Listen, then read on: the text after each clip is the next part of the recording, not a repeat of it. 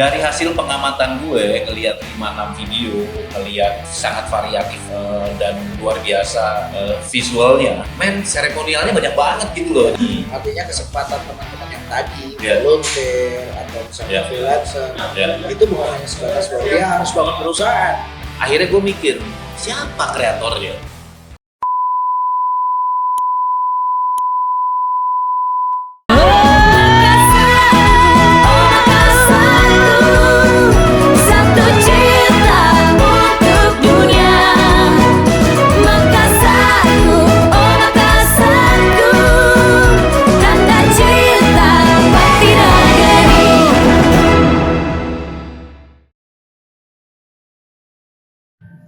Assalamualaikum warahmatullahi wabarakatuh. Selamat malam nih sekarang di Jakarta nih. Sobat Kreatif, kita ketemu lagi di channel Festival 8 Makassar. Nah, ini mungkin gua agak sedikit keluar dari kebiasaan channel gua karena suaranya kenceng. Oke, sebentar nanti. Coba barista ya suaranya ya. Suara lo kenceng. Jadi gue keluar dari kebiasaan F8 karena channel F8 tuh biasanya menghadirkan orang-orang di balik F8, di balik layar F8, atau orang-orang yang pernah terlibat secara langsung di channel di F8. Nah, kali ini gue sedikit mau angkat tentang pengelolaan eventnya, atau bisa dibilang event plannernya. Jadi gue pengen gali dan ini menjadi knowledge juga buat teman-teman. Bagaimana sih orang-orang seperti Omanto, seperti saya berpikir tentang mengelola atau menyelenggarakan sebuah event. Terus skala apapun kan, kalau event tuh kita nggak bicara skala kan. Pokoknya yang kecil, sedang maupun yang besar itu caranya kurang lebih sama dalam konteks berpikir kreatifnya. Nah, itu yang gue pengen gali dari sosok Omanto. Sebelumnya gue kenalin dulu, namanya Krisnanto Sutrisman atau lebih dikenal nama Antonovos. Ini guru gue di event karena sebelum masuk ke Makassar 2016 gue di Jakarta, dan beliau lah yang kemudian membimbing gue bagaimana caranya kita mengerjakan atau menghandle sebuah event. Apa kabar, Manto? Baik, seperti biasa. Seperti biasa. Kan sahabat sosmed. Iya, kita sekarang lagi ada di Club Coffee. Ini di daerah selatan, daerah selatan Fatmawati. Anak selatan. Ini memang daerah spill venue-nya. dari dulu memang daerah kekuasaan kita lah, selatan ini ya. Kekuasaan anak siapa lu? Tapi yang jelas ini tempat asik banget, tempat nongkrongnya anak-anak IO di Jakarta. Jadi kalau mau mampir teman-teman, terutama yang dari Makassar, kalau lagi ada di Jakarta kan rajin tuh pada belajar ke Jakarta, main ke sini deh, ke Club Coffee. Jadi paling tidak kalau ketemu dengan teman-teman IO, siapa tahu bisa saling sharing. Omanto, jadi kan F8 nih gue udah sebenarnya udah 7 tahun, tapi karena COVID ini 2 tahun, akhirnya ini baru tahun kelima gue bisa nyelenggarain. Nah, dan insya Allah 2022 ini gue akan bikin lagi. Omanto mungkin udah pernah lihat lah ya beberapa spill tentang F8 gitu ya, dan gue udah banyak kali ngobrol tentang F8. Sebelum gue masuk ke intinya, gue pengen tahu dulu nih, di pikiran Omanto tuh F8 tuh event kayak apa? Gini, Man. Awal gue tahu F8 itu bukan karena gue liat internet, tapi karena lo yang kasih tahu kan event itu. Akhirnya gue browsing, dapatlah gue sekitar 5-6 channel di YouTube yang ngeliatin videonya. Ada yang vlog gitu ya, ada yang kurang bagus, tapi ternyata akhirnya gue dapet yang official. Begitu gue ngeliat yang official, itu gue nonton terus terang berkali-kali. Salah satunya ini benar di Indonesia gitu. Ya gue bayangin ya, penyajian after movie yang menurut gue luar biasa, durasinya cukup, nontonnya enak, dan materinya jelas di situ. Apa saja gitu, variatif sekali.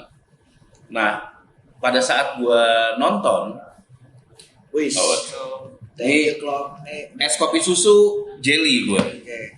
Gua matcha. Oh, matcha tambahin. Tapi tambahin dulu. Oke. Nah, dari hasil pengamatan gue, ngelihat 5-6 video, ngelihat sangat variatif dan luar biasa visualnya, kejadian-kejadiannya tuh menurut gue, seremonialnya banyak banget gitu loh, dan itu semuanya mengandung memorabilia. Ya. Akhirnya gue mikir, siapa kreatornya? Gitu kan. Ya. Nah, begitu berpikir siapa kreatornya, at the end gue juga akhirnya berpikir siapa yang memanage. Ngerti ya? Kan seorang kreator belum tentu dia bisa memanage. Gitu. Seorang kreator adalah yang membayangkan bahwa dia adalah seorang penonton yang terkagum-kagum. Ya. Gitu ya, sehingga dia berhasil membangun sangat emosional sebuah perhelatan yang luar biasa, yang endingnya orang pulang ke rumah, anjing tuh event keren banget ya gitu ya. Besoknya pengen balik lagi. Ya. Nah, jadi menurut gue F8 adalah satu event yang harus berkolaborasi dengan para profesional se-Indonesia gitu ya. Nggak perlu bule-bule, jangan usah. Bule-bule nggak usah ikutan. Ini orang-orang Indonesia ini udah keren banget dan bisa mengalahkan event-event yang isinya adalah event Indonesia tapi basic para pekerjanya orang-orang asing. Ya. Yang gue menolak itu dan tidak setuju. Karena apa? Potensi bangsa kita ini sangat besar. Ini campaign, salah satu campaign-nya kita ini. Salah satu campaign-nya, dan gue pengen 5 tahun, 10 tahun dari sekarang tuh F8 itu bisa ada di mana-mana. Oke. Gitu. Dan siapa mereka? 5 sampai 10 tahun gitu ya. Para mahasiswa. Ya. Gitu yang lo ajak volunteer, dan gue salut banget sama Pak Wali Kota, sama Wawan, sama teman-teman di Makassar. Ratusan mahasiswa bisa diajak kerjasama di situ. Gitu, dari yang gue tahu ya. Banyak sekali volunteer, dan menurut gue di Jakarta aja mungkin nggak banyak ya, walaupun Asian Games juga kemarin ada gitu. Tapi semangat yang nasionalismenya tinggi menurut gue F8 sih. Gitu. Isinya kontennya kearifan lokal. Gitu. Ada satu seremonial yang gue ingat, kapal pinisi, gitu ya. Jadi ditonton, tapi itu kejadiannya tuh benar-benar di laut. Kita nonton kayak di pulau atau di pinggirnya gitu ya. Kemudian ada kejadian Sukhoi yang terbang terus vertikal gini, bangsat banget gitu kan. Itu selama ini cuma ada di mimpi gue gitu loh. Dan akhirnya gue alhamdulillah bisa ditemuin oleh Mas Wawan, ketemu sama Pak Wali Kota Makassar waktu itu. Dan ada di channel sebelumnya, di channel Evit ya. Gitu. Oke. Jadi sekarang kan gini, melihat event, terus menurut gue yang paling penting dalam diri gue untuk entah kerja di dalamnya, entah terlibat di dalamnya, itu bangga dulu. Gitu, gue punya rasa bangga dulu, punya pride dulu gitu. Begitu ada rasa itu, wah itu nggak usah diajak, mungkin gue minta-minta kali kerja di situ gitu loh. Jadi itu memang salah satu yang menjadi jualannya F8 tuh. Jadi memang kita tahu bahwa Makassar itu kalau boleh dibilang bahwa budayanya itu kan dasarnya dari 4 budaya dasar, Bugis, Makassar, Toraja, Mandar. Nah, tapi kalau kita bicara Bugis, Toraja, Makassar, Mandar. Ya. Nah, tapi kalau kita bicara dari 4 suku besar yang ada di Sulawesi Selatan ini, mungkin orang akan melihat bahwa itu sangat tradisional gitu lah, dan seterusnya. Nah, F8 coba untuk merajut semuanya, membuat itu menjadi sebuah event yang cocok untuk semua kalangan. Jadi anak milenial pun datang senang melihat yang tradisional, orang tua yang datang senang melihat yang modern gitu. Itu ada di F8 kira-kira seperti itu. Itu kita udah masuk, dan sebenarnya ini berarti campaign gua tentang F8, teman-teman di Makassar campaign tentang F8 itu sebenarnya udah cukup bisa diterima. Kenapa? Karena Om Anto yang memang event antusias gitu ya. Ternyata begitu, walaupun itu gue sampein awalnya dari gue, tapi setelah Om Anto melihat videonya dan berbagai referensi yang ada, ternyata Om Anto bisa memahami bahwa inilah jalannya F8 tuh seperti itu. Gue dapetin insight yang cukup banyak sih dari visual. Golden moment-nya tuh Om Anto tahu bahwa di sini golden moment-nya. Nah, itu yang saya PR gue tuh ke situ. Dan alhamdulillah kalau kita bicara dari orang-orang pekerja event seperti kami, berarti itu sudah berhasil tersampaikan. Itu yang pertama. Nah, Manto, sekarang gue keluar sedikit dari F8 gitu ya. Nah, kalau misalnya kita bikin sebuah event ya Manto, anggaplah memang laboratorium itu adalah atau tujuan kita adalah F8. Kira-kira kalau kita bicara dari sisi event planner, hal apa sih yang pertama kita pikirkan? Kemudian kita jadikan sebuah kayak key point-nya dulu. Nah itu sebenarnya kalau kita bikin event tuh yang mana yang kita cari lebih awal? Gini, event penciptaan event itu kan initiate by kreator ya. Jadi F8 itu diinisiasi oleh seorang kreator untuk menimbulkan dampak positif yang kita sebut itu adalah objektif. Nah, objektif itu tercapai atau tidak tentunya butuh proses. Ada event yang dibuat 1 kali, 2 kali, setahun gitu, masih belum berhasil. Objektifnya belum tercapai.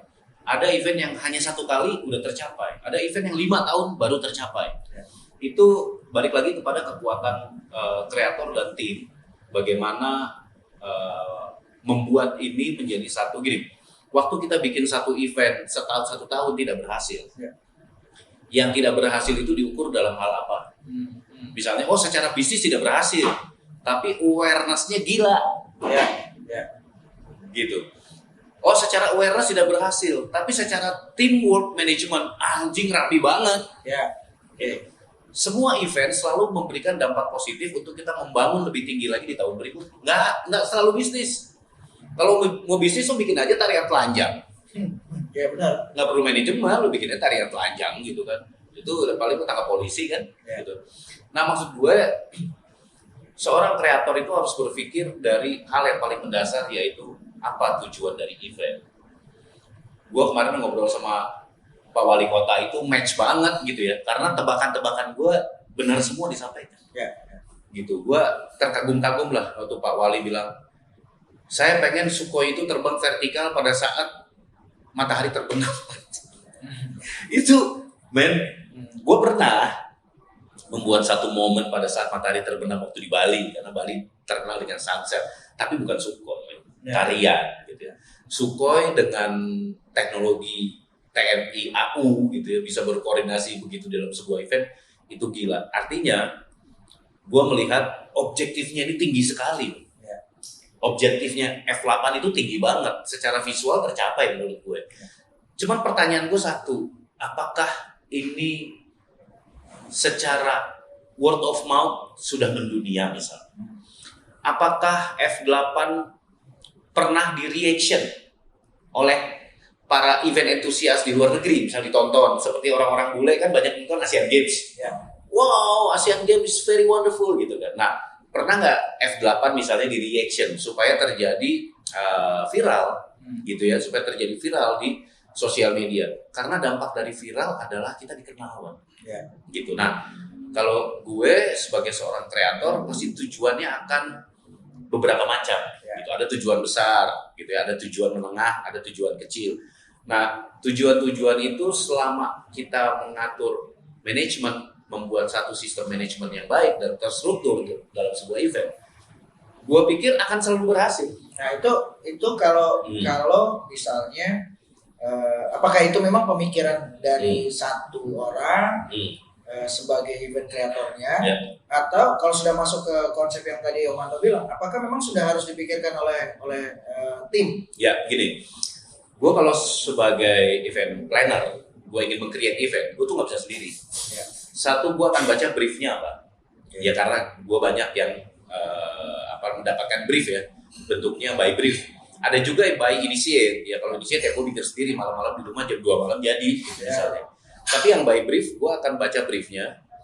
Gue akan melihat kekuatan apa yang dimiliki oleh sebuah tim untuk mencapai objektif tersebut yang ada di brief. Gue menilai dulu gitu ya, timnya cukup apa enggak. Kemudian gue sebagai event planner, gue ingin membangun satu visualisasi awal untuk menarik minat, let's say investor lah, ya.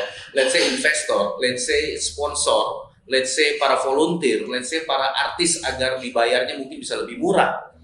Sebesar apa movement yang ada di dalam situ dengan apa kompetensi orang-orang yang ada, kemudian visualisasinya sebesar dan setinggi apa yang kita bisa munculkan. Kalau kita bikin initiate event, gue sih nggak ragu lagi ya kalau F8 itu mencari sponsor, tinggal puter videonya yang ada di YouTube itu. Gitu loh. Iya. Itu kan tanaman lo tahun-tahun sebelumnya, sekarang sudah besar, orang tinggal lihat aja. Siapa yang nggak mau invest gitu event segini gitu. Nah, sekarang lah, itu berarti dipikirkan oleh tim. Ya. Nah, kadang kan kita punya kendala tuh Sob, menentukan orang. Ada faktor karena memang secara struktur di dalam perusahaan akhirnya dia harus memegang tanggung jawab satu posisi di dalam event. Tapi ada juga yang kemudian karena faktor profesionalisme kemudian kita tempatkan. Nah, dua versi ini sebenarnya tingkat ketepatkan kalau kita bicara kreatif kan tidak sama dengan hitungan kali-kali satu apa dua kali gitu. Liar. Jadi benar-benar liar. Gimana sih caranya menentukan keakuratan untuk memilih personnya berada di posisi yang mendampingi seorang event planner? Kalau gue satuan gini Wan, gue akan mengajak orang-orang yang berintegritas. Ya, orang-orang berintegritas itu kan cenderung mereka adalah orang-orang yang tekun biasanya. Mereka tekun, mereka fokus, mereka persistence, terus memiliki knowledge dan experience. Nah, satu paket ini yang akan membuat dia berintegritas gitu dan memiliki passion yang kuat. Bagaimana cara menilai orang-orang itu kan gitu? Yang pertama yang pasti gue lihat adalah mungkin pendidikan minimal SMU atau kuliah gitu. Kemudian kompetensi gue akan melihat dari pengalaman mereka. Mereka pernah membantu siapa, bekerja dengan siapa, dan reference itu sangat penting. Jadi kalau orang sudah pernah bekerja di dalam sebuah event besar, contoh F8, lo ngasih sertifikat piagam nggak misalnya ke para mahasiswa yang volunteer, piagam itu akan dilihat oleh pihak-pihak yang akan mengajak para mahasiswa bekerja lagi. Lo pernah kerjain apa aja? Ternyata dia pernah dapat penghargaan F8. Nah, tolong itu harus ada untuk mereka gitu. Itu adalah ukuran profesionalisme, ukuran grafik yang menanjak sehingga dia memiliki kepercayaan diri. Kalau dia sudah dapat pengakuan dari industri, pasti integritas itu muncul. Gitu. Gue siap. Jadi gue mengajak orang, gue selalu menanyakan apakah lo siap, apakah lo mau dan siap. Saya siap Om, saya siap Pak. Gitu. Udah nggak ada tawar menawar gitu. Siap itu artinya siap mental, siap fisik, siap berpikir, siap bekerja sama. Karena itu tadi di dalam event kan ya hal mendasar lah ya, banyak ujaran kebencian. Oke. Mental itu. Betul. Nah, tapi kan kadang gini Sob, kita ketemu juga dengan ya itulah karena faktor kedekatan, seringnya ikut dalam event-event yang orang lain kerjakan.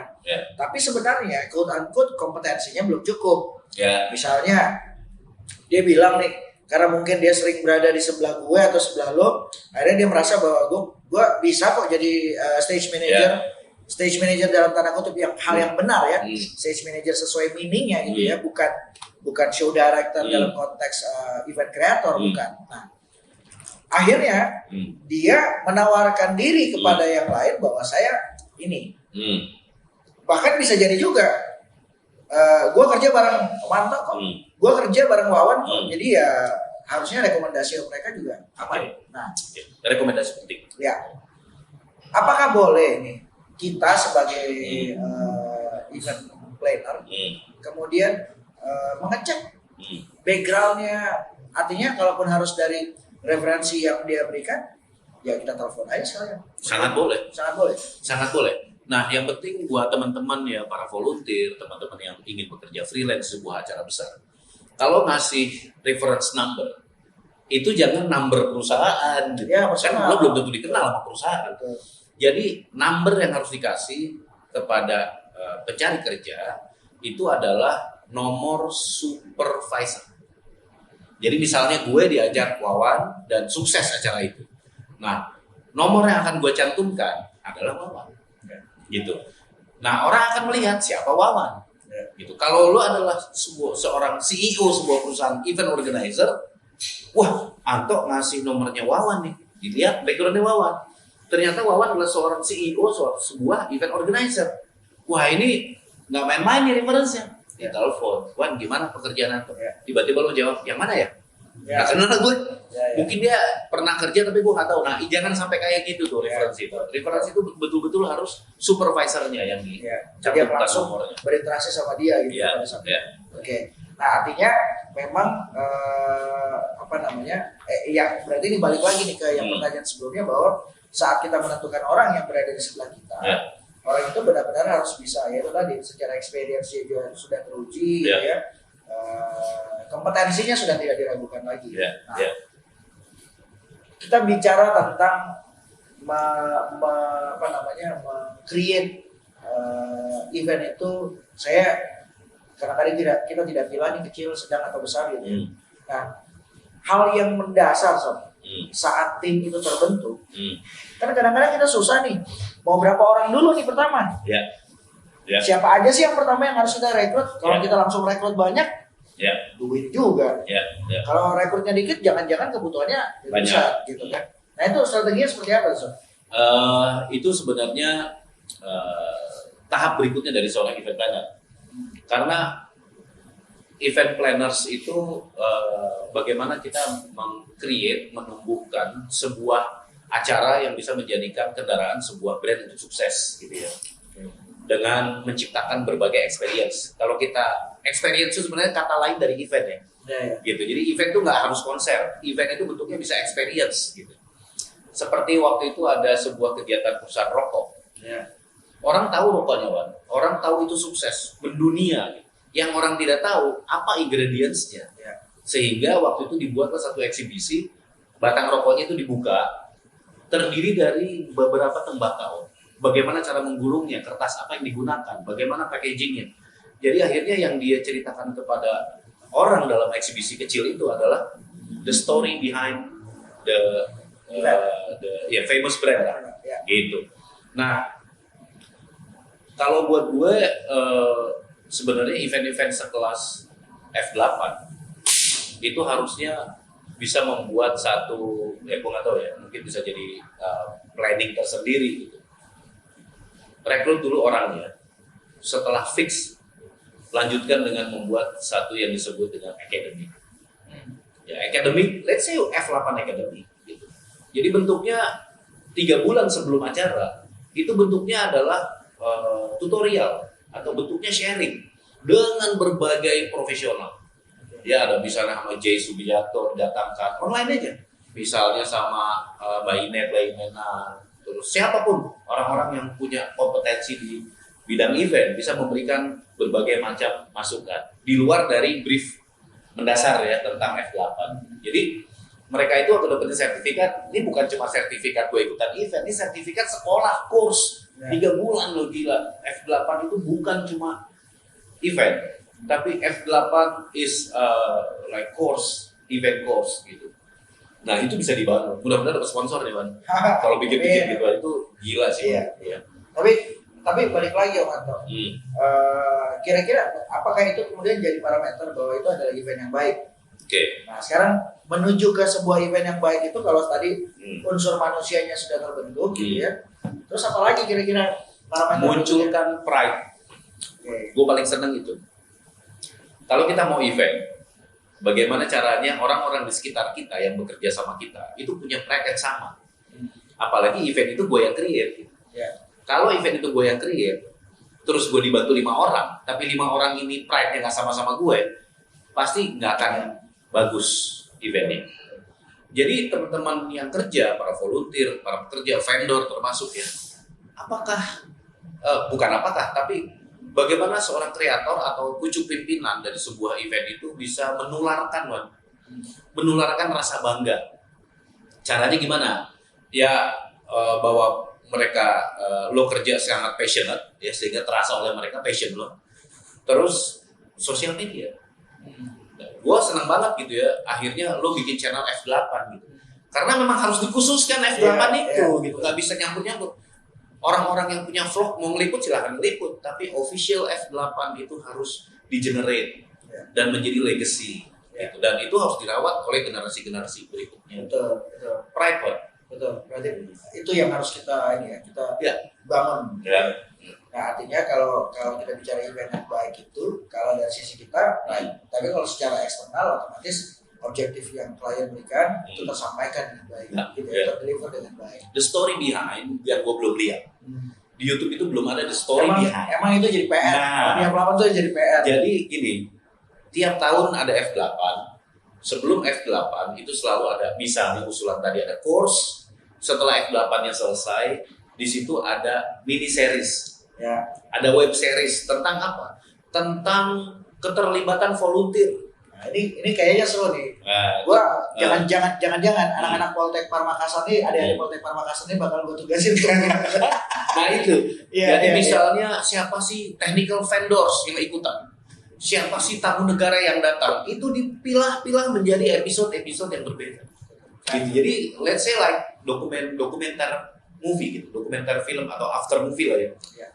Dan itu diambil dari banyak banget kan, artisnya, peserta bazarnya, orang khalayak umumnya, peserta yang jualan-jualan gitu, tamu luar negeri, TNI AU. Jadi satu episode itu hanya ngebahas tentang gila men, akhirnya keren banget gua, akhirnya kita bisa ya sukses ya. Nah, waktu dokumenter itu dibangun berarti kan sebelum pra-eventnya ada, eventnya ada, after eventnya ada. Masuk lagi ke F8 tahun berikutnya. Jadi so you will have the giant trees. Gitu. Oke. Nah itu kayaknya ide baru lagi. Ini yang ngerawan nih kalau ketemu sama Wanto tuh ada aja. Gue langsung oh iya gitu kan. Oke, Wanto, 2 pertanyaan terakhir yang gue pengen gali dari Wanto. Yang pertama nih, gue agak sedikit masuk ke teknis Wanto. Menurut Wanto, gimana sih sekarang tuh? Jadi kita kan kalau kebiasaan kita sebagai stage manager itu kan playback music kan sering. Gitu ya. Music ya MD gitu ya. Kita minta untuk siapin lagu ini. Nah sekarang itu satu. Kedua sama juga tuh misalnya dengan artisnya sendiri nyanyi. Mungkin kalau kita bicara kontrak ya semua sudah tertuang. Implementasi tentang copyrights gitu ya. Ini kan mau kita sebagai stage manager, mau kita sebagai artis, itu kan menghadapi hal yang sama. Udah nih satu sisi. Kemudian dunia sekarang ini udah di dunia digital, which is apa yang dihasilkan di off air, kemudian bisa kita on air kan dalam konteks online, entah itu di social media. Gue melihat banyak aturan yang berlaku dalam situ. Menurut Om Anto dengan pola itu bagaimana? Ini edukasi juga nih buat semua orang. Copyright ya, tentang copyright itu sih sekarang ini gue belum terlalu full ya 100% mengerti tentang copyright, tapi gue sempat bahas dengan beberapa teman musisi bahwa copyright itu sekarang sudah penting. Itu dulu kan enggak gitu ya. Artinya IO yang menggunakan sebuah band misalnya untuk tampil, dia harus bayar copyright. Bahkan band itu sendiri kalau dia membawakannya di panggung, dia tuh sebenarnya bayar copyrightnya itu. Gitu. Jadi sekarang pertanyaannya cuma gini, pada saat kita membayar copyright, apakah share dari copyright itu betul-betul diterima oleh sang artis pencipta lagunya? Gitu, pembuat lagunya terima nggak? Gitu. Ternyata beberapa tahun lalu banyak kabar kok, gue nggak terima tuh copyright, padahal sebuah event besar sudah waktu itu dikenai pajak atau harus membayar copyright. Dia membayar copyright. Ternyata hasil pengecekan beberapa bulan kemudian, artis yang menurut dia akan terima bagian ternyata enggak.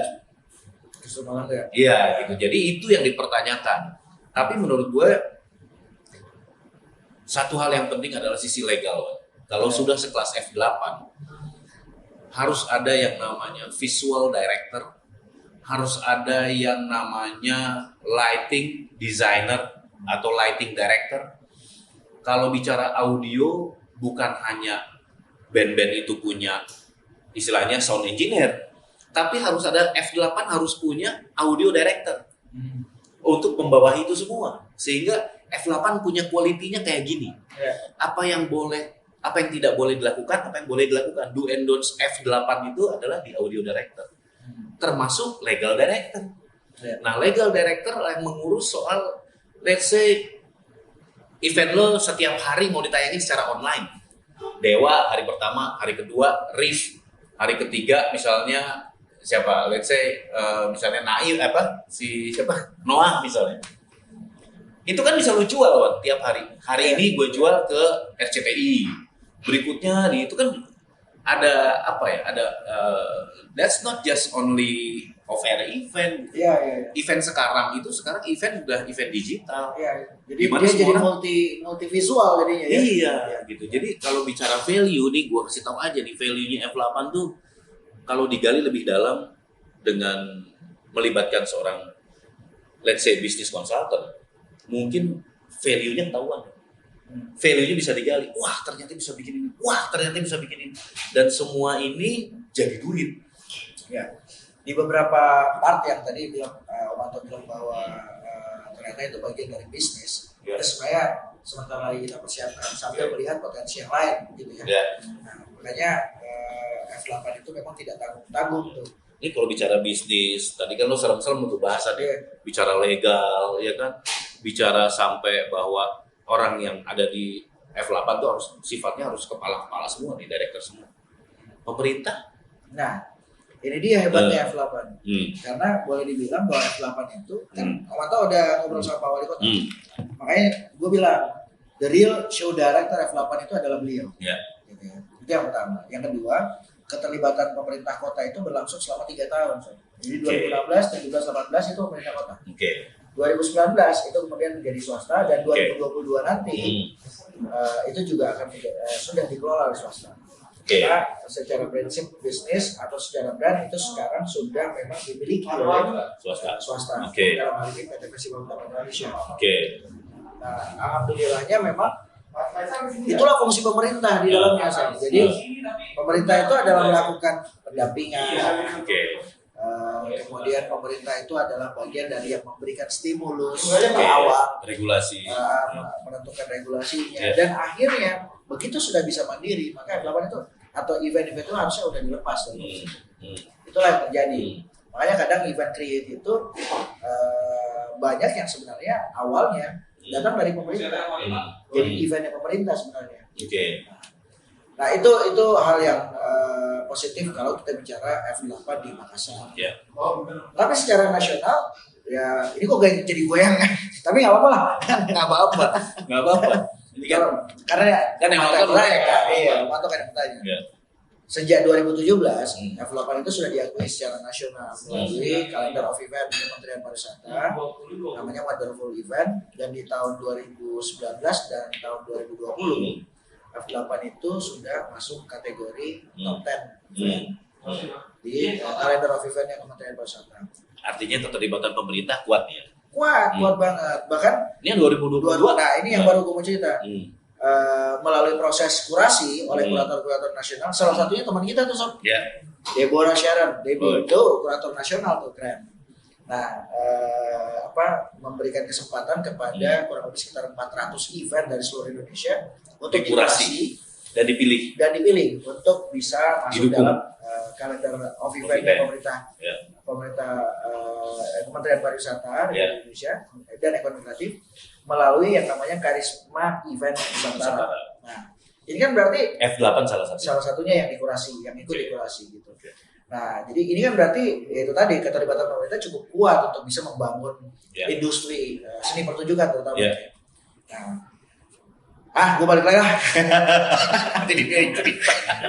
Jadi gue. Nah, ini pertanyaan terakhir ya buat Manto. Rokok. Malah karena batuk ini gue harus rokok dulu. Nah, ini pertanyaan terakhir Manto. Sampai kalau ditanya nih, kita boleh disebut seorang event planner itu kapan? Dan akan berakhir, maksudnya dari sisi kemampuan seorang event planner itu sebenarnya berapa lama gitu berlakunya? Ada. Sebenarnya mungkin ada perbedaan antara seorang, gue sebutnya mind writer sih, penulis pikiran. Karena para kreator itu dia berpikir dari, let's say kadang mengumpulkan banyak reference dari video, dari YouTube, dari cerita orang, insight. Kemudian kita berpikir. Waktu kita berpikir, kita twisting, kita gabungin, kita connecting banyak dots di dalam kepala kita, dan akhirnya kita tulis ke dalam sebuah tulisan. That's why gue sebutnya mind writer. Nah, si mind writer ini, begitu kita menjadi seorang event planners itu yang mungkin bisa disebut menurunkannya ke dalam tulisan dengan terstruktur dan sistematik, rapi gitu. Sehingga siapapun orangnya, selama dia punya basic sekolah dan mengerti dunia event, dia akan ngerti maksud tulisan ini. Gitu. Jadi seorang event planner itu punya kewajiban untuk menuliskan apa yang dipikirkannya dan dimengerti oleh orang. Gitu. Mungkin dokter gitu baca itu nggak ngerti, tapi orang event itu ngerti. Gitu. Jadi implementasi seorang event planners itu harus bekerja sampai dirinya diakui. Gitu. Itu batasan profesionalitasnya gini, dia. Event planner itu bikin sesuatu yang bisa diimplementasikan. Gitu. Karena seorang event planner waktu dia mereference sebuah, bukan menyarankan sebuah kegiatan, itu nggak bisa cuma saran mimpinya aja, tapi dia pun harus memiliki memiliki fungsi konsultan. Memiliki fungsi konsultan. Sehingga waktu gue bilang, Wan, ini di event ini gue usul nanti ada satu pesta kembang api yang sangat besar. Begitu lo nanya, mimpi lo sih keren, gitu. Tapi siapa vendor kembang api yang lo maksud? Ada nggak di Indonesia? Jangan sampai lo mimpi doang. Nah, secara secara implementasi, bukan secara waktu gue lagi mengkonsep gitu ya, during gue mengkonsep gitu, gue tuh sudah menghubungi, sudah kontak banyak teman gitu, sehingga gue akan bisa menjawab semua, gue akan bisa memberikan argumentasi untuk semua plan yang gue sudah tuliskan itu kan. Contoh misalnya gini, hal-hal kecil ya, kayak gue menyarankan melibatkan banyak komunitas, yang satu komunitas sneakers, satu komunitas hobi misalnya diecast gitu ya, melibatkan komunitas motor. Itu waktu gue lagi membuat proposal itu gue main ke komunitas-komunitas itu mencari insight, sehingga bisa gue tuliskan apa yang bisa bermanfaat untuk masyarakat, bisa ya kalau dalam bisnis ya apa yang bisa dijual lah, gitu. Ini berarti kata kuncinya di situ tuh. Kata kuncinya adalah bukan hanya semata-mata kita buat event itu dasarnya hanya karena faktor usia, gitu ya. Tapi paling tidak karena memang kita mau menyelam lebih jauh tentang apa yang akan kita buat. Karena yang dipikirkan, kalau event untuk sebuah brand, kita hanya akan berpikir tentang kebutuhan brand pada saat itu. Gua mau ada event tuh, produk gue mereknya ini bulan Agustus, ya kita cuma berpikir bahwa event itu akan dijalankan bulan Agustus, udah nggak mikir lagi. Tapi kalau kita yang create sendiri, kita selalu berpikir bagaimana menjaga keberlangsungan, sustainability, dan grafiknya harus naik. Itu berat loh, tapi once itu berhasil kayak F8, wah itu sih gila. Ini paling terakhir deh, menitnya udah panjang nih. Ini gue cuma minta statement lo. IO wajib punya event planner, karena kan banyak nih sekarang nih labelnya IO tapi sebenarnya bukan event planner, dan tidak ada event planner di dalamnya, tapi technical production. Bahkan kadang-kadang, mohon maaf, quote unquote hanya jadi penghubungnya vendor, maklar. Nah, tapi secara legal aspek punya. Nah, butuh nggak? Dan apakah memang wajib perusahaan event organizer punya event planner? Kalau gue bilang nggak wajib. Karena event planning itu sometimes banyak juga itu hasil pemikiran bersama. Itu juga yang disebut dalam sebuah pemanggungan. tidak harus juga show director itu sendiri, karena show directing itu tim, tema dan segala macam bisa tim, Yes. gitu. Nah, implementasinya adalah menurunkan itu dalam tulisan. Gue adalah orang yang sering ya dimintai oleh teman-teman IO untuk membuatkan konsep sebuah event, dan gue beri bonus kepada mereka sampai ke technical, Ya. dan kadang-kadang gue kasih bonus juga sampai presentasi ke klien. Ya. Tapi begitu menang di approve oleh klien, gue udah nggak ikutan. Nah, that's why gue selalu minta sama perusahaan IO yang kerja sama dengan gue selalu ingin berkenalan dengan orang produksinya, Pak. Gue selalu ingin berkenalan dengan orang account-nya. Kenapa? Karena dia akan jadi bagian dari event planning. Ya. Ya. Gue yang nge-lead sehingga menjadi tulisan. Jadi gue tumpahkan selera di situ. Gitu. Ya. Kayak makanya berarti ini satu hal yang masukan yang cukup baik. Artinya kesempatan teman-teman yang tadi volunteer atau misalnya freelancer itu bukan hanya sebatas bahwa dia harus bangun perusahaan. Enggak. Ya. Dia profesional. Jadi profesional saja. Ya. Kemudian dia bangun sisi profesionalitasnya semaksimal mungkin, gitu ya. Dan yang paling penting lagi adalah dia konsisten. Ya. Dia konsisten dengan profesi, dengan apa yang dia yakini bahwa itu sanggup dia kerjakan lebih baik ke depan. Gitu.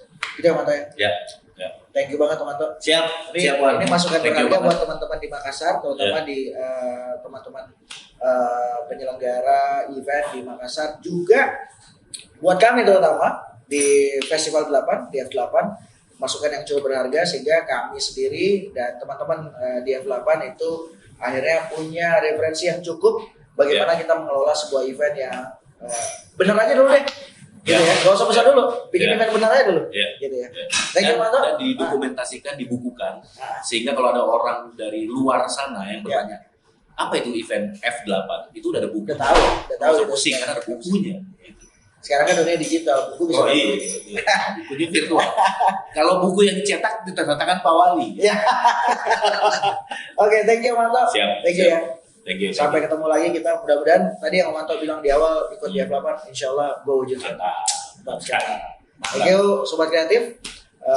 Kita kembali lagi nanti di episode berikutnya dengan orang-orang hebat lainnya, baik itu yang terlibat di F8 maupun yang jadi referensi buat kami di F8 membangun F8 itu jauh lebih baik ke depan. Terima kasih. Assalamualaikum warahmatullahi wabarakatuh. Waalaikumsalam.